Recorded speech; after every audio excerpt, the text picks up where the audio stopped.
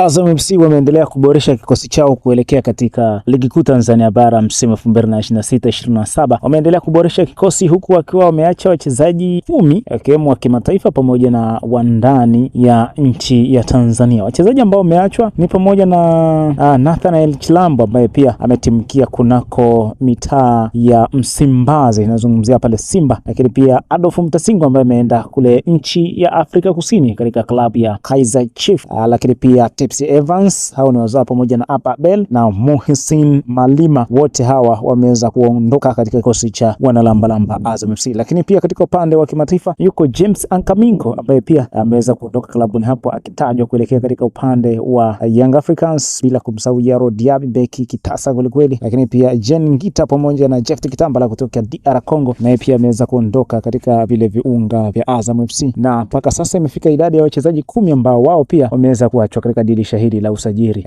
kuelekea katika msimu 2026-2027.